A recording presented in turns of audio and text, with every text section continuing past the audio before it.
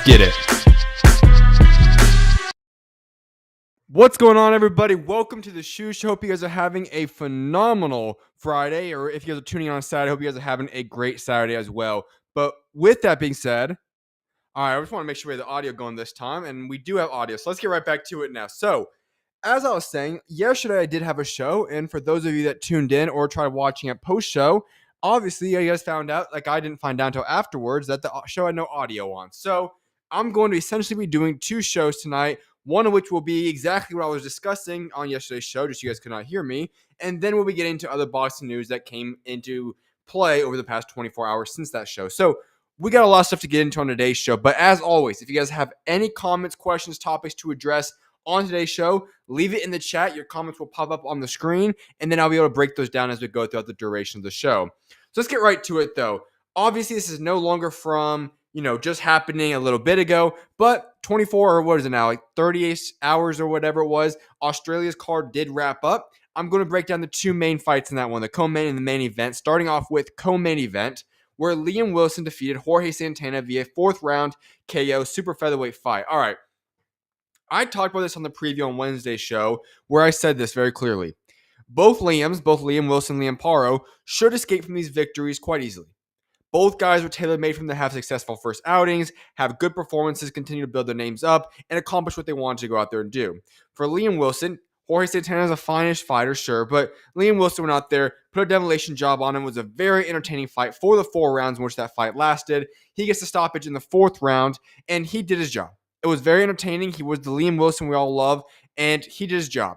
However, what I really did appreciate about this fight was who we called out afterwards. Liam Wilson wins the fight by KO, and they give him the microphone and ask him what he wants next, and I like where he's thinking. George Kambosos Jr. George Kambosos Jr. is coming off of another attempt at a world championship when he went out there and fought none other than Richardson Hitchens. Now, that was not a good performance, and I made it very clear. Kambosos' miracle against Teofimo Lopez, that elevated him and gave him great positions, great names, so on and so forth. However, George Kambosos is no longer anywhere near world championship stage or level, and it's time for him to go back home, rebuild himself up, or just kind of finish off his career with a couple more fights. That's why I love this fight. Both guys would put on a very entertaining fight. It would be very intriguing to see this happen. It would sell quite well out there in Australia, and it makes a lot of sense for both guys. Liam Wilson's continuing to try building his name up. George Kambosos does bring a lot of money and eyes to a fight, so I would love to see this fight happen. I think Liam Wilson, George Kambosos, that is the fight to make. I would love to see him go out there and make that fight happen. Let's transition now into the main event, which featured Liam Paro defeating David Papot via unanimous decision through 12 rounds. The scorecards read this: 117, 111, 116, 112 on the other two scorecards. This was a welterweight fight. All right, here's what I'm going to say. First and foremost, he did his job. He emerged victorious. Liam got the job done. He was a champion he got a win, I should say, at 147 in hopes of fighting for a world championship next, and he did his job in that regard. However, I'm quite concerned right now. I talked about the fact that when he fights this guy in David Papot, Papot's a good fighter, but specifically, David Papot's not a guy that's going to cause much damage, or shouldn't cause much damage, I should say. He's not a knockout artist. He doesn't have great power. He's more of a skilled-based fighter. So the damage that Liam Paro took on in this fight is extremely concerning. I already was concerned about him, and I talked about this on Wednesday's show. I said, for Liam Paro, this is a position for him to go out there and see if he's actually able to fight at 147. When you jump weight classes, you never know how your body is going to take those punches. And based upon the information that we now have of what he looks like at 147, I'm deeply concerned about Liam Paro. I'm not in a position of confidence where I say, okay, this man can compete with these guys. David Papot does not have power. This is not a knockout artist, and yet, multiple times throughout this fight, Liam Paro was rocked. And then on top of that, he has a serious right eye injury. I don't know, I haven't seen the medical report yet, it hasn't come out at least, but his right eye was literally glued shut for the second half of that fight. And then afterwards, it continues to inflame and look worse and worse. His eye is literally swollen. His whole right side of his face pretty much is swollen shut. It is a bad look. And for Liam Paro, I will give hats off to him. Much respect. He finished that fight off. He was victorious. He won more rounds than David Papot. Still had a good performance with his eye literally shut. All the different aspects, he still did a good job in the ring. But my biggest concern is this, man. You were at moving up to 147. I think you're a very talented fighter. I think he's very talented. but I think 140 is what he's meant for. And I get it. When you're in boxing, you're in it for the business. Where is more money, at 147 or at 140? The answer is obviously 147. You have guys like Romero, Manny Pacquiao, so on and so forth. And on top of that, 147 is atrocious in terms of talent. And I know what he's positioning himself for. He wants the Lewis Crocker fight. Lewis Crocker obviously upsetting Patty Donovan last weekend. And now he is the world champion. And I think everybody at 147 is gunning for Lewis Crocker because they realize one thing. This is a man that we can all go out there and beat. All due respect, it's just a fact. If Patty Donovan was there, I think it would be a different story. But Lewis Crocker somehow won that fight, and all the guys want him. So I see what Liam Paro is thinking. My biggest concern, though, is this. Those guys at 147 can hit a lot different than guys at 140 can. And the way you looked in your debut at 147, leaving the ring looking the way he does, literally looking, that is concerning for me. And I do like Liam Paro a lot. Like, I think he's a very talented fighter. He put on a masterclass performance against Super Matias before ending up losing his belt. But this is a man that I think has great talent, just not meant to be at 147. And I could be very wrong. This might have just been a fluke, and maybe Papot just came out with all kinds of power that we've never seen him have before. But if I'm just going to be honest right now, and I'm looking at Liam Paro for his team, I'm not really going to go pursue that world championship next. Now, it's going to be a long time anyways. That eye's going to have to heal up. It's going to probably be outside of the ring anywhere from 4 to 6 or 7 months. However, if I'm his team, I'm seriously considering this. Is it right to actually be at 147, or do we test it out a little bit and now we got to pull it back and move back to 140? That's for me to decide. If I were them, I would probably go the 140 route unless you are guaranteed the Lewis Crocker fight. If you can fight Lewis Crocker, I would go out there and try it. But remember, Lewis Crocker, I don't think, won that fight on Saturday. However, what Lewis Crocker did do is he still did drop Patty Donovan twice, which ended up leading him getting to the victory. If he's dropping Patty Donovan, I'm just saying, based upon the way Liam Paro looked, it could get ugly in there. So I would, if I were his team, I'm going to seriously look into what they're going to do next. I'm not sure if 147 makes sense for him. As for this weekend, there already are a couple of fights that have gone down. I'll break them down more so on Monday's show, just because we're running right now. I haven't been able to break down the fights and actually watch the full extent to them. I do know that Brandon Moore, I believe he just defeated DeAndre Savage by unanimous decision. Luis Ortiz, I know, just had a KO victory, as did Kurt Scooby. So all those guys are now in play, and we'll see what happens. I'll break those fights down more so for you guys on Monday. But other notable fights going down this weekend: Kevin Brown is fighting. Grant Flores will be fighting on the undercard for Oscar COLLAZO and Gabriela Fundora. Also, you have OTX going down this weekend. Brayon Gorham, he's returning to the ring, as is Tiara Brown. Let's go into the two main fights I do want to break down happening on Saturday. A Golden Boy card featuring Oscar COLLAZO versus Jason VAYSON. This should be an easy win for him. I think COLLAZO is going to go out there, have an easy victory, and I'll be honest with you guys. I am extremely high on Oscar COLLAZO. This is a man that I think is going to win a world championship at multiple weight classes. He is working himself up. He's defending his current belt. One of the most entertaining guys to watch in boxing right now. I highly encourage you guys to watch it. I know he's a little fighter. I know some people don't prefer watching the lower weight classes, but he is entertaining. He should get him out of there real quickly and continue his progression to where I think he will be a multi-weight world champion. Then on the co-main event for this fight, Gabriela Fundora is fighting Alexis KUBICKI. This should be another victory where Gabriela Fundora shows why she is one of the most promising young women that we have had in all boxing for quite some time. I think she's going to have a dominant victory once again. I just don't see anybody stopping her until she gets to the higher weight classes. So she should go smooth sailing, get an easy KO victory. I think that Golden Boy card should move quite quickly tomorrow evening. Let's head into some boxing news, though. But before I do that, let me know your guys' thoughts. If there's anything you guys want me to discuss or debate on, whatever it might be, leave your comments in the chat, and I will address them as I go throughout the show. Let's head into what got announced yesterday. And boy, am I excited for this one. It's been rumored now for, I think, 3 or 4 months. And that is that the Ring 5 was going to go down in Saudi Arabia. And it was rumored to be the December 27th card featuring all the top Japanese guys, or at least the vast majority of them. And we officially have confirmation that Ring 5 will be called the Night of the Samurai, headlined by none other than Naoya Inoue versus Alan Pascasio, and it's set to take place as part of Riyadh season on December 27th at Muhammad Abu Arena on DAZN. Here is the entire card, and I love this. And before I actually list the whole card, let me make this very clear. I saw a lot of comments out there saying this card belongs in Tokyo. And would the atmosphere be spectacular? Do they deserve a card like this? No doubt about it. But how about we think about it in another direction? The vast majority of Americans do not get to watch Inoue, do not get to watch Nakatani, don't get to watch Taraji, don't get to watch all of these guys. When December 27th rolls around and it's in Saudi Arabia, it's at a time zone where the majority of Americans should be able to watch that fight. So for the first time for so many Americans, they're going to finally be able to watch these guys, and hopefully the disrespect towards a lot of these Japanese fighters can finally go away because they're going to get to witness how talented these guys are. So for me, if it's a one-off fight card for these guys and we get to watch some of the top Japanese fighters in all the world, some of the top fighters in all the world, all fight at a reasonable time zone, I'm all for it. I think it's perfect for their branding. I think it's perfect for the sport of boxing and the health of it. Let me break down the exact card, though. We're going to have none other than Naoya Inoue fighting Alan Pascasio as the main event. Junto Nakatani makes his 122-pound debut versus Sebastian Hernandez, which is very interesting. If I'm going to be honest, I think Sebastian Hernandez is actually better than Alan Pascasio. So Junto Nakatani is hopping right into the things at 122 against a very talented opponent. And also, I'm going to stop there real quickly because of this. Do you guys see what they're doing here? We all know what's going to happen. As long as things go according to plan, which doesn't always happen in boxing, but if it so does, Junto Nakatani gets the victory against Sebastian Hernandez. Inoue gets his victory against Pascasio. We all know what's going to happen right after that. We will have the face-off between Inoue and Junto Nakatani, which would mean that they're going to probably officially announce what will be the fight of the year in 2026 between Nakatani and Inoue.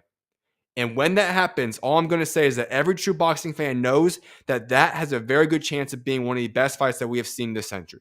And I mean actually one of the best fights because it will appeal to everybody. It will be one of the most entertaining fights you can see stylistically, and it's going to be between two of the top guys. At that point in time, it's very good chance that we're going to have both Inoue and Nakatani top 5 or 6 in pound-for-pound rankings. The only fight recently that's compared to that has been the better BF Bivol fight in terms of 2 pound-for-pound top guys.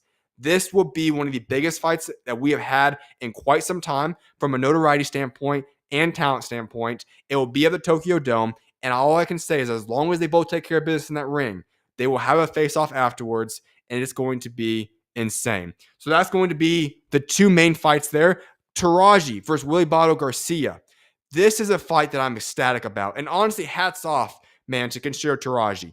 This man just got upset against Ricardo Sandoval, lost his 2 belts, and instead of deciding to possibly retire, which was certainly on the table, I know they were discussing that, he decides to come back against a man that's looking to become a 3-weight world champion. How do you not love Taraji? This man, time after time, does not like tune-up fights. He just goes and fights the best of the best. Very few guys fight this way, and you just have to respect the man. A lot of guys that just came off of a brutal loss like he did to Sandoval would probably take some time off and go then and do a tune-up fight or something along those lines. Instead, he's going right back in there against a very talented fighter in Willy Botto Garcia, which I'm ecstatic for this fight. I think it's going to be very entertaining, and to have Taraji, who I've now taken out of my top 10 pound for pound, but still a top 15, 16-ish guy in all boxing, you're going to have him third up against a world champion. Absolutely phenomenal right there. Then Tiga Imanga fighting Armando Martinez, another very exciting fight. And then Rito Tszyu fighting Leonardo Quintana. That's another interesting fight. And one that I'm ecstatic about too. Starting off the night is going to be Hayato Tsutsumi fighting James Dickens. I love Tsutsumi. I think he's a very fun fighter. And you're throwing Jaza Dickens right into the fire. I think Jaza had to get a pretty good payday for this fight, obviously being a champion right now. I think this is a great opportunity for him to take this shot. He can prove himself on a world scene. But for Hayato Tsutsumi, I think he has a chance to be elevating himself and becoming a world champion very shortly with this victory right here. So that's the full card for Ring 5, Night of the Samurai. I'm ecstatic for this fight card. I think stylistically we have a lot of great fights. And there's a chance. I know that a lot of people don't necessarily look at these Japanese fighters with the same respect that I do. However, let's just be honest. If you know stylistically the way these fights should go, and you know how much talent's going to be taking place in that ring that night, there's a chance that that could end up being the most entertaining fight card of the entire year. I understand what's coming November 22nd. On paper, that card looks phenomenal. I know what happened on November 22nd is that card. I know what happened on February 22nd. That fight card was sensational. But this fight card right here has a chance to be one of the most entertaining fight cards of 2024 or 2025, and that is certainly saying something. Mark, absolutely, yeah, man. I see the face-off happening right after, and I think both these guys will come out victorious. Obviously, let's be honest, it's boxing.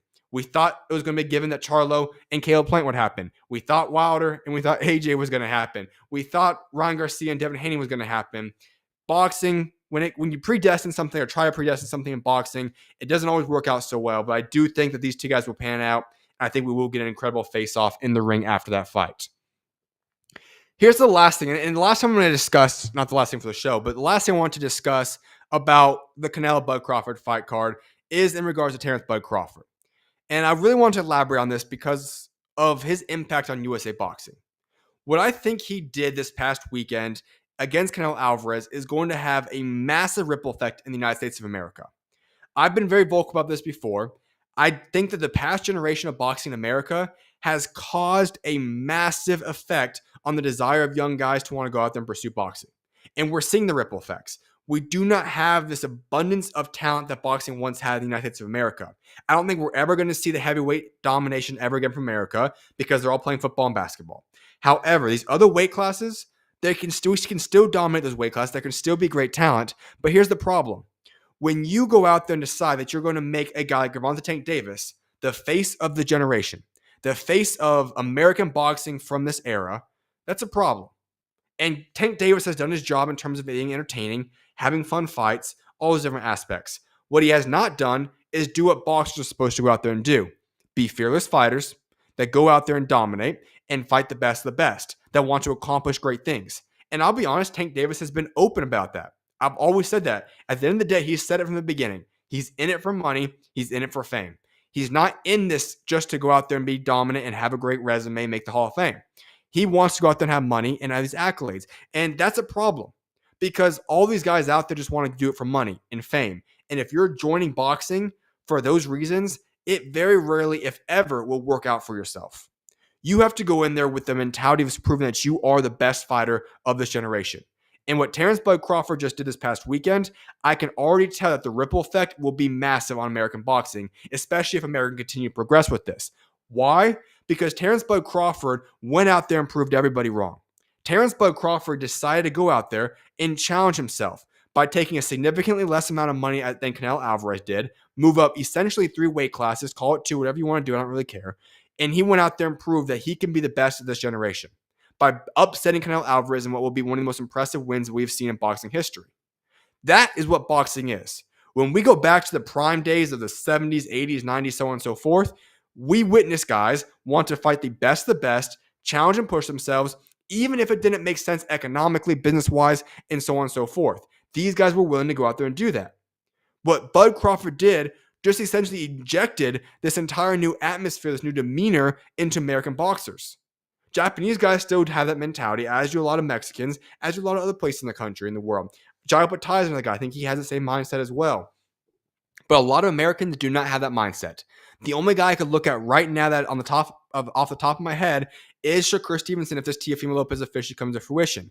He seems to be talking the talk. A lot of guys don't want to make the fights happen, but he still is willing to do whatever it takes to make big fights happen. But we need a lot more of those guys like Bud Crawford. A lot more guys that are willing to go out there, fight the best of the best. And if this becomes more popular again, a lot more guys are going to want to go out there and fight for accolades, fight to actually become the best of the best, want to become a guy like Bud Crawford, want to become guys like they used to become, like Mike Tyson's and Muhammad Ali's and so on and so forth. So I think what Bud Crawford did and his impact on USA boxing, if this continues in the way we promote it all correctly, it could have a massive change now where hopefully the culture for boxing in America is revolutionized, re-energized, and hopefully in 10 or 15 years from now, American boxing can start to get back to where it's supposed to be at. All right, here's other boxing news now. We're kind of going to wrap up with just talking about a lot of news that's come out recently. I'll give you guys my thoughts on some of it as well. Manny Pacquiao may return for a December PBC pay-per-view with WBA welterweight champion Rolly Romero being considered as the front runner for that fight.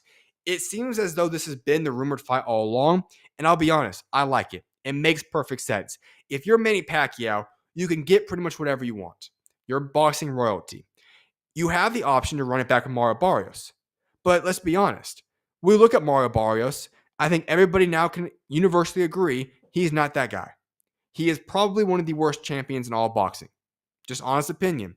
And then on top of that, one thing I always did respect about Barrios was that he was a warrior in the ring. He was not against Manny Pacquiao. He was gun shy. He didn't put on a competitive fight. And if you're Manny Pacquiao, I think you also believe that you beat Mario Barrios. That's how I graded it out. But it is what it is. So if you're Manny Pacquiao, why deal with somebody that you essentially already beat and you got robbed from a victory of? Instead, go fight Rolly Romero. Rolly has a much more significant name than Mario Barrios does. You'll sell more pay-per-view tickets or more tickets, whatever it will be. On top of that, you still can become a world champion. Remember, Rolly Romero was elevated to world champion now of the WBA. So if that is the situation, I would go out there, and if you're Manny Pacquiao, make Rolly Romero happen. I think it'd be a fun fight. It'd be interesting. I think the build-up would be exciting. I just feel like this is the type of fight to go out there and make. I think it's a perfect fight for Manny Pacquiao. And if they're going to make that happen in December, he still then obviously could become the oldest world champion. And we've seen at 147. So that would be something I hope he does make. I do like that idea right there. Tszyu has made shocking announcement. He's announced that he will make major changes to his coaching staff moving forward. All right. I actually want to kind of elaborate on this discussion because I'm quite intrigued by this. If his coaches were the ones that were scheduling his fights and putting him in the position he's been in recently, then I think it absolutely makes a lot of sense. But personally, let's be honest, the coaches very rarely are the guys making your schedules. If you're Tszyu, moving on from your coaching staff is probably not what you necessarily need. Changes in his camp are needed. The coaches, I'm not so sure.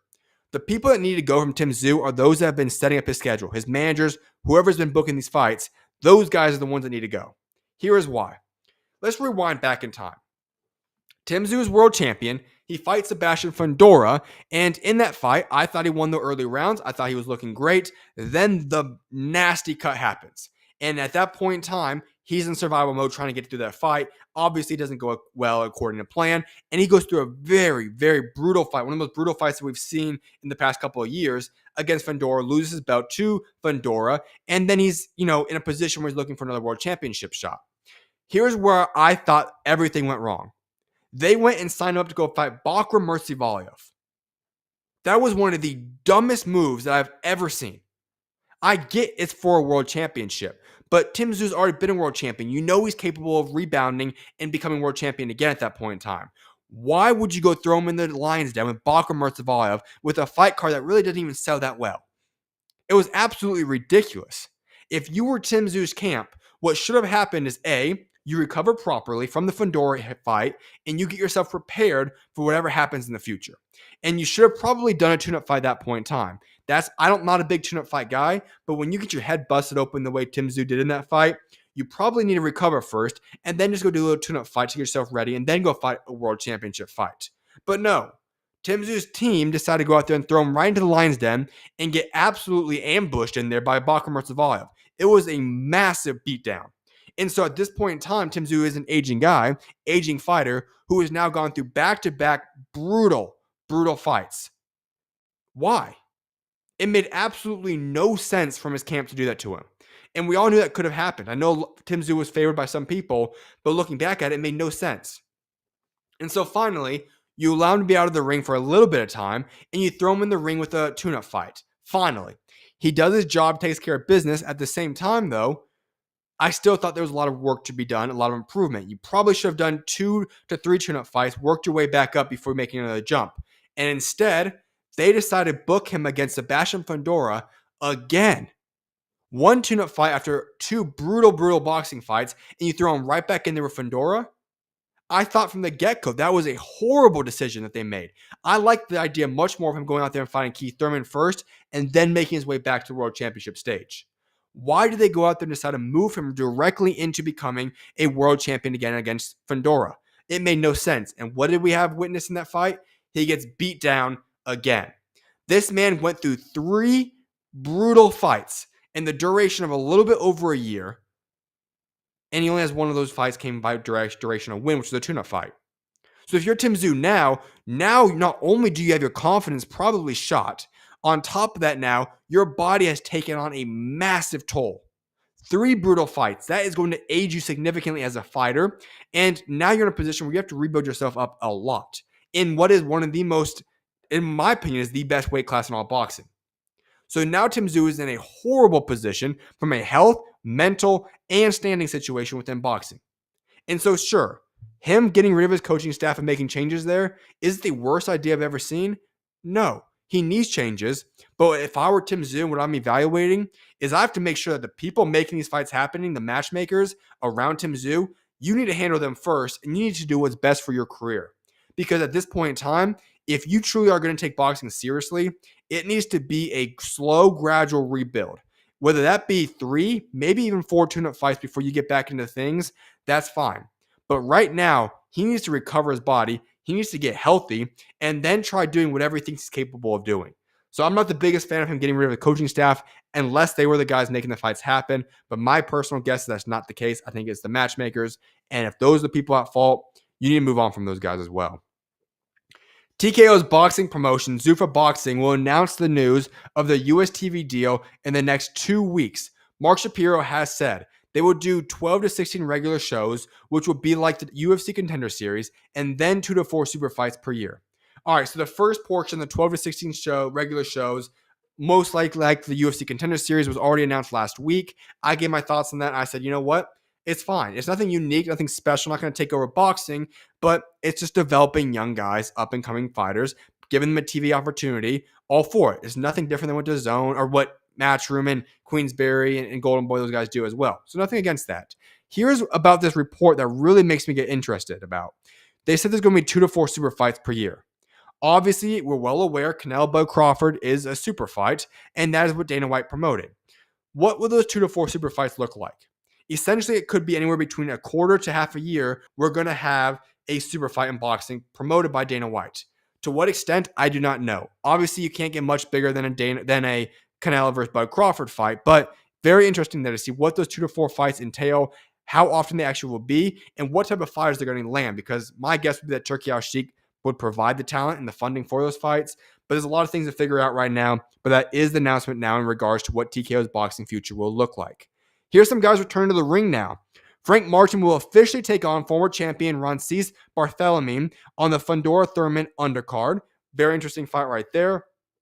I've been very vocal about this. I don't know where Frank Martin's gone.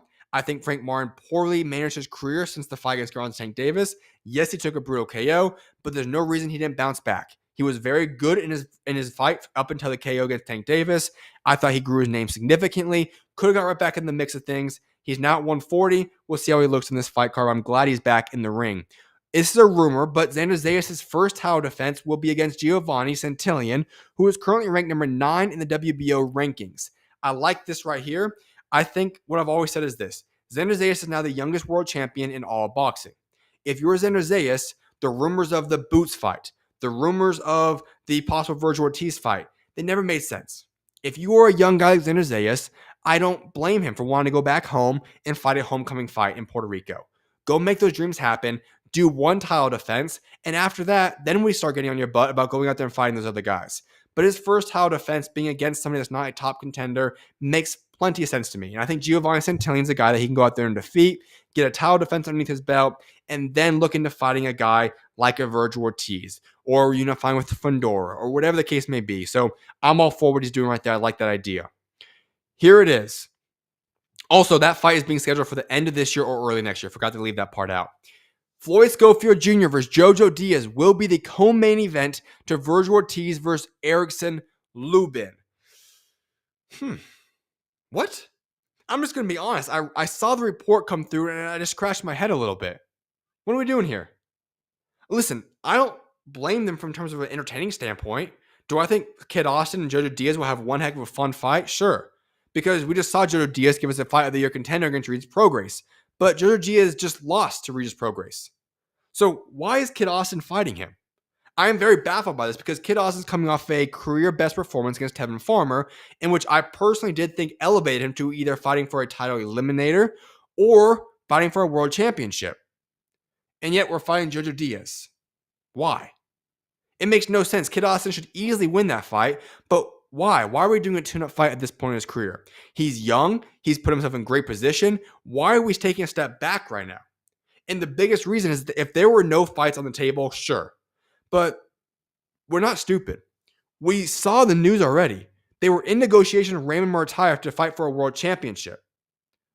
What happened there? Why couldn't that fight get made? That made perfect sense. I thought it would have been a very good fight between Schofield and Raymond Martire for a world championship. Timeline would have worked out perfectly. What happened there? So if there were no other options, sure, go out and do a tune-up fight against JoJo Diaz. Just stay active. But there were options. We know there was an option that you guys were negotiating with. What happened there? Why would not get that fight? Because him fighting JoJo Diaz just makes no sense to me whatsoever. I don't get it. I think Floyd Schofield is going a little bit back with this one. I think he's going to get an easy victory. It just does not make any sense to me. Staying on the same subject, though, what does that mean for Raymond Martaya? It means that the Andy Cruz fight needs to be next. He's already mandatory to have to fight him in the ring by February 20th, if I'm not mistaken. Now he has no fight lined up. Might as well just go and get the Andy Cruz fight done with right now. Take care of business. I don't think you're going to have time to go get another fight situation unless he announces it in the coming days. So if you're Raymond Martaya, I think we will and can expect now to see Raymond Martaya face Andy Cruz in the very near future. Ashton H2O will be returning to the ring now as well to take on former world champion Richard Commey in the co-feature of the October 18th event headlined by Danny Garcia.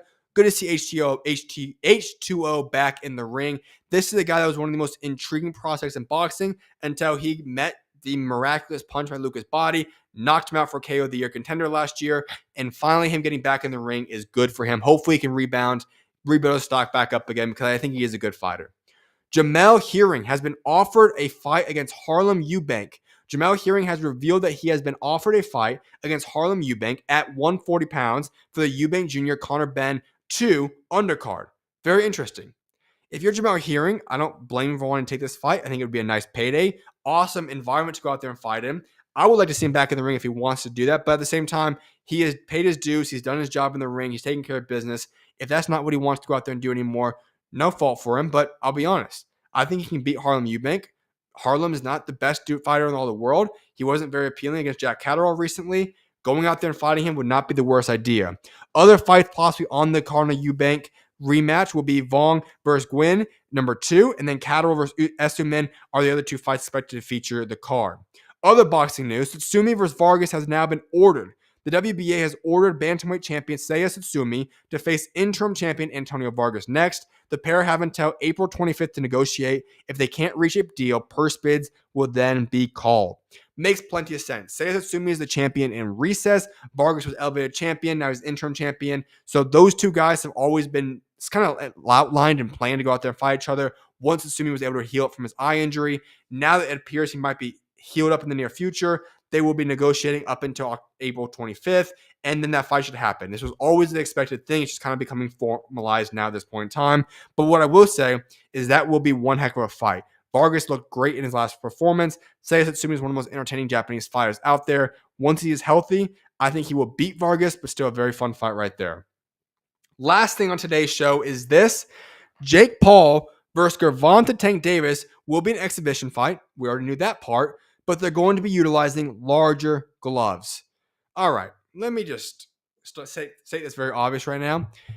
If you are not well aware of what's happening in regards to this fight, if you do not know the rules and the extent of what's been released now about this fight, this is going to be a fight that is all for entertainment. It's essentially a joke that's getting made. This is nowhere near a real fight, and thankfully, at least, I think Mike Copping actually pointed this out, and I actually think he's accurate here. This isn't the worst case in the world from a standpoint of saying, okay, this is a real fight. Because a lot of guys, when they have these exhibition fights, they try promoting it as if it is this big, legitimate fight. And 99% of the time, these exhibition fights are just a joke. At least this time around, they're making it clear. We're wearing big gloves. We're fighting an exhibition fight. The weight differences are going to be ridiculous, so on and so forth. This is clearly an exhibition fight just for entertainment. Odds are quite high that nobody's going to get knocked out, and it's just going to be out there to go out there and fight to see what happens. Don't take it seriously. It's not something we're going to keep. You should not be betting on this fight to begin with, but we're not going to take it seriously about who could win this fight, who's the better fighter. It just doesn't matter. It's been made very clear. That's what we're going to be expecting in November. Obviously, do I still like the fight from a standpoint of what Tank should be doing in his career? No. But the bag he is getting from Jake Paul on Netflix more than makes up for from his standpoint, especially as I said earlier in the show. Tank has always been very vocal that his main goal in boxing is for money. If he's getting the bag, don't be shocked from taking this fight, and it makes perfect sense from that standpoint. Don't like it, but hate the game, don't hate the player. So that's what we got in store for today's show. I will be back live on Monday, and so make sure to tune in on Monday's show. But I hope you guys have an incredible weekend. May God bless you guys all, and I will see you guys back live on Monday. With that being said, SchuZ out, and God bless you guys.